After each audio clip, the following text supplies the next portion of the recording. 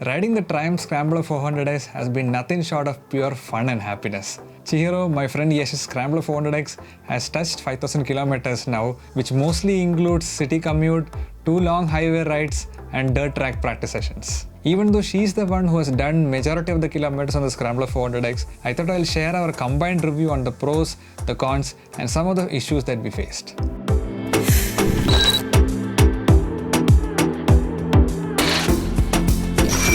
Hey everyone, welcome back to another video. So I'll jump straight into the pros of the Triumph Scrambler 400X. The first main pro of the Scrambler 400X that stands out is the engine and gearbox refinement. Coming from a Himalayan 411, every time I ride the Scrambler 400X, it never fails to put a smile on my face just because of how smooth and refined the engine feels.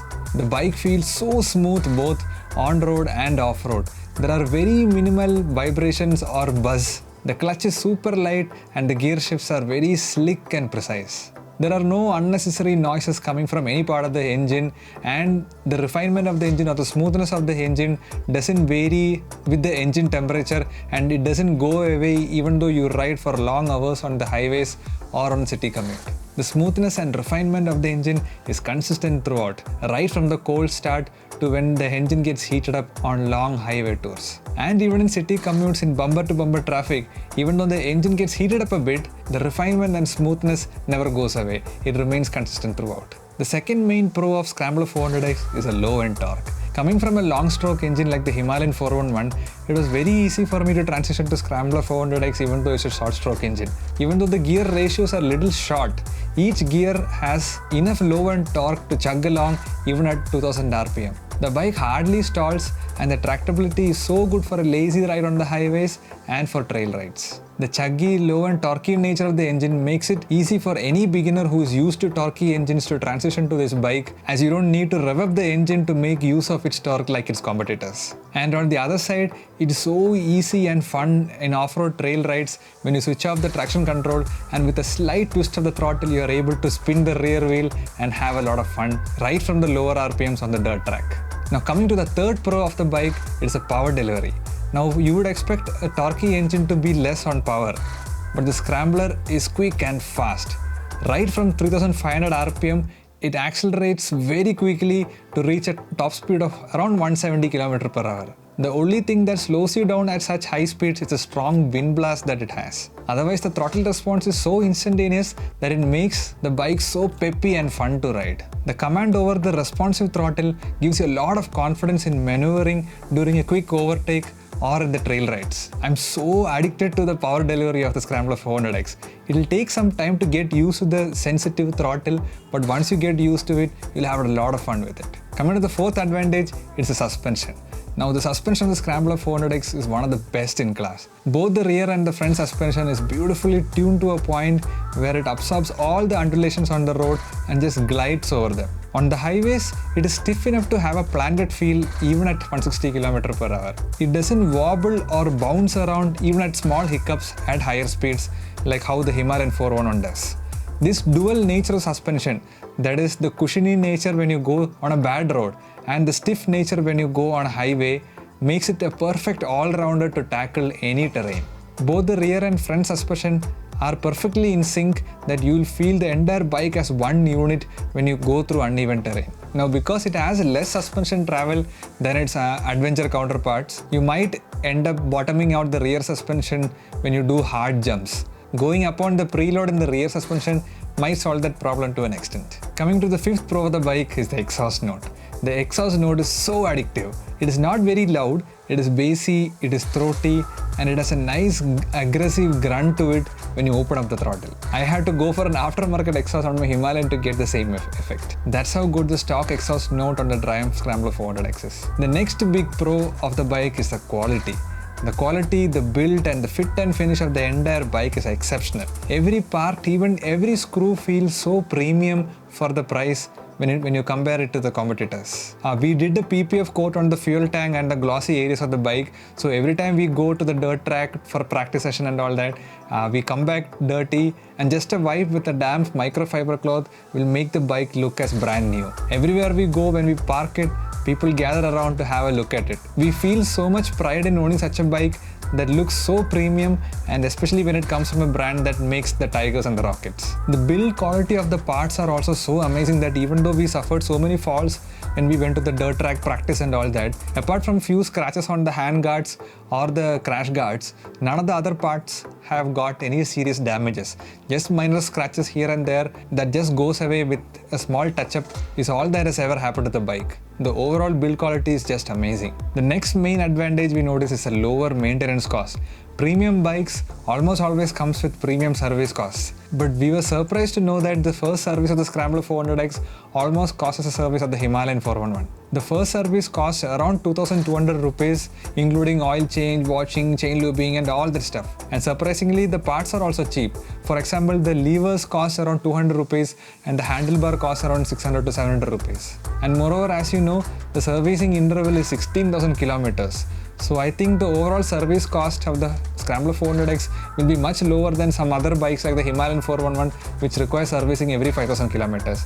But still, I would recommend you to go to the service center every 5,000 kilometers just to have a general checkup and top up of fluids like coolant and engine oil and all that. And last but not the least, we have to talk about service quality. Picking a service, our experience with the service center is top notch. I've heard mixed reviews on Triumph's service, but I think it largely depends upon the dealership. In Bangalore itself, there are dealers who offer service quality in the opposite end of the spectrum.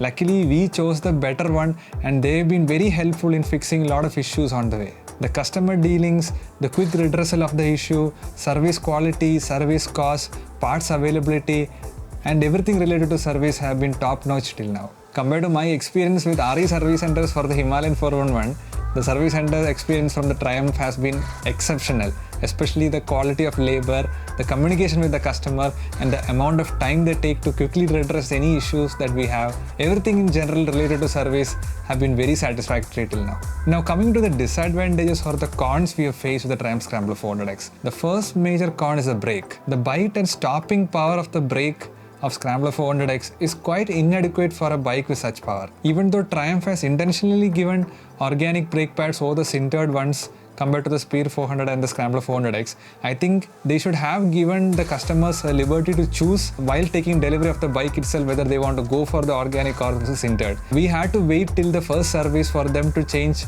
from the organic brake pads to the sintered brake pads from the Speed 400. So after that change, the bite has significantly improved and the braking power and the stopping distance have significantly improved. So my suggestion would be to switch the organic brake pad to the sintered from the Speed 400 and you will notice a big difference in the braking power. The second major disadvantage that I noticed are the tires. Now the stock MRF tires of the bike is a hard compound tire and it is more road biased. The wet grip of the tire is very poor. Now although I didn't have any major skidding issues because the ABS and the traction control does a great job in keeping the bike safe, I found the ABS kicking in way too often, especially on wet road conditions. So as soon as the stock tire starts wearing out, we are planning to change to a more dual purpose tire. The third disadvantage that we notice is the vibration around 6000 RPM. Now at around 6000 RPM, the bike feels kind of choky or running out of power. The buzz or the vibration goes off once you cross the 6000 RPM. So in 6th gear, while you are cruising on the highway, 6000 RPM roughly corresponds to 110 km per hour. So if you want to cruise comfortably on the highway, either you have to cruise at 100 km per hour or go beyond 120 or cruise around 120 km per hour. Anywhere from 100 to 120 between the 110 range, you'll find a slight buzz or vibration or a choky feeling at 6000 RPM. It's not a deal breaker, it's the character of that engine which you'll quickly get used to it. Once you get used to it, I don't think it'll bother you much. The next major con is the headlight. The headlight visibility is very poor. You need aftermarket auxiliary lamps or an aftermarket headlight to have some visibility, especially when you're going long touring on the highway or on off-road trail riding. The fifth disadvantage that we felt is a strong wind blast. Now this is not a disadvantage, it's a general characteristics of any scrambler that you take. Because scrambler has a tall stance and an upright seating ergonomic position, it is bound to have a lot of wind blast. It is the nature of every scrambler. So if wind blast is a major issue to you, get an aftermarket visor or go for an adventure motorcycle. The sixth disadvantage that we notice is the ergonomics. Now, the sitting and standing ergonomics on any motorcycle is a highly subjective matter. For us, the natural sporty ergonomy of the Scrambler was a little uncomfortable to us. I am 5'5" and she's 5'4", and for both of us, we felt a little hunched when we used to sit on the Scrambler 400X. It was not a big deal in city commute and for short rides, but when we started taking it to the highway, we started noticing lower back pain and shoulder pain when we sit a little hunched for a long period of time. This issue was easily taken care of by the offset handlebar risers from Zana. Now, if you want to know more about the accessories that we got to the Scrambler 400X, I've made a separate video you can check in the link in the I button above. Now, the last major disadvantage that we notice is the RSA. The RSA network of Triumph is very poor, but is expected since Scrambler and Speed are the first batch of motorcycles that is coming out of Bajaj Triumph partnership. They offer RSA within a 100-kilometer radius of the nearest service center, but the main issue is it's not available all the time like how you have from Royal Enfield. It is available only during the office hours. We had a small issue with our Scrambler 400X where the bike failed to start. Now, regarding that issue, I'll make a separate video. But luckily, it happened to us in our apartment, so we were able to keep it in our parking space safe and sound. And we called the RSA during the office hours. And when we called and told them about this issue, even though it was during the office hours, they arranged a tow service the next day only, even in Bangalore city.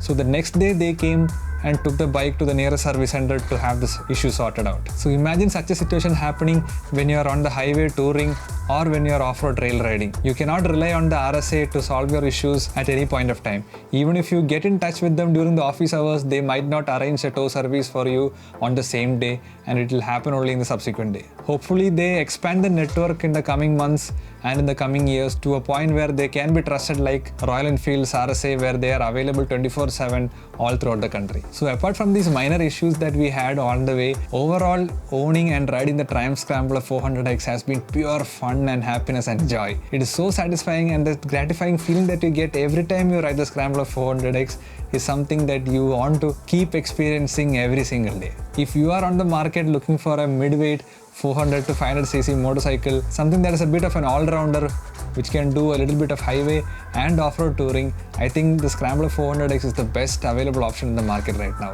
I'll keep posting videos on the reviews, on the mods, and on the trips that we take on the Scrambler 400X in the coming days, so stay tuned for that. So that was the 5000 kilometer review of the Triumph Scrambler 400X. Hope you all enjoyed it.